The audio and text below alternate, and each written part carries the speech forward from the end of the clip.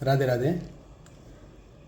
दूसरे पार्ट में हम आपको बता रहे हैं, चर्चा कर रहे हैं कि पितृगण हमारे निर्गुण निराकार स्वरूप में माने जाते हैं। निर्गुण निराकार होते हुए भी न दिखना, जैसे हमारे अंदर आत्मा है, हमें दिखाई नहीं देता है। हमारे अंदर बुद्धि है, हमें दिखाई नहीं देता है। किसी व्यक्ति के अंदर ज्ञान है, हमें दिखाई नहीं देता है।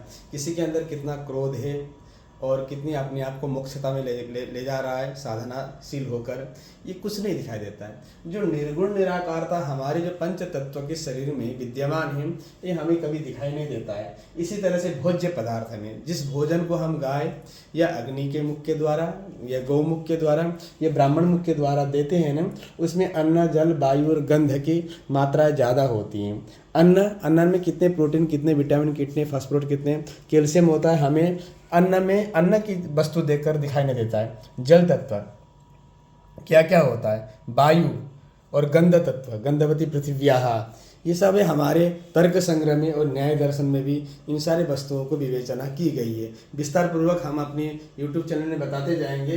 इतना जरूर समझिए, धर्म अर्थ काम मोक्ष, जो भी कोई हम अपने श्राद्ध करते हैं पूर्वजों के लिए, तो चार पदार्थ है, पुरुषार्थ, जो चार पुरुषार्थ है, चार पदार्थ स्वतः ही हमें मिल जाता है। अन्न से धर्म, जल से अर्थ और वायु से काम और गंध से मोक्ष प्राप्त होता है। ये हमारे न्याय दर्शन में बताया गया है। और ये अन्न, जल, बंधु या तो अग्नि में किसी भी प्रकार का कोई विकार नहीं है। जाने अनजाने में किसी प्रकार के हम उसको स्पर्श करते हैं, छूते हैं, तो अग्नि हमारा एक ही कार्य है, उनका जलाना।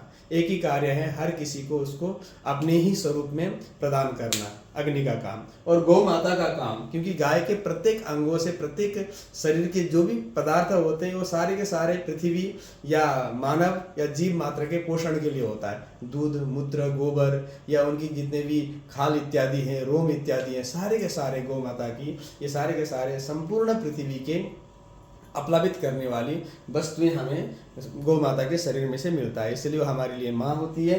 और दूसरा कि ब्राह्मण, जो सात्विक ब्राह्मण होते हैं, जो किसी भी प्रकार का वेद पढ़े लिखे होते हैं, विशेष रूप से शास्त्रों का ज्ञान होता है, वैष्णव जन होते हैं और किसी भी शास्त्रों को अपने व्याकरण के माध्यम से अर्थ समझाने की उनके अंदर क्वालिटी होती है। दृष्टांत के द्वारा किसी व्यक्ति को समझाने की उसके अंदर बुद्धि होती है, लालची नहीं होता है। ऐसे ब्राह्मण को ही भोजन कराने की हमारे यहाँ पर परंपराएं बताई गई है। या फिर कुल पुरोहित की परंपराएं, जो कि उसके अंदर सात्विक क्वालिटी भरा हुआ हो या उसके अंदर जितने भी पॉजिटिवपना भरा हुआ हो, ऐसे ही ब्राह्मण के द्वारा, क्योंकि जो तरंगे उसमें से निकलेंगे ब्राह्मण के भजन के माध्यम से, फल हमें जो प्राप्त होगा ब्राह्मण की सात्विक जो क्या कहते हैं, सात्विक जो है उसकी ऊर्जाओं के द्वारा से जो हमें फल प्राप्त होता है, उन्हीं फल के द्वारा ही हमारे पितृगण तक वो रडार के द्वारा है ना, चुंबकीय पदार्थों के द्वारा, ये चैतन्य अवलय के द्वारा सच्चित आनंद स्वरूप में जाकर विद्यमान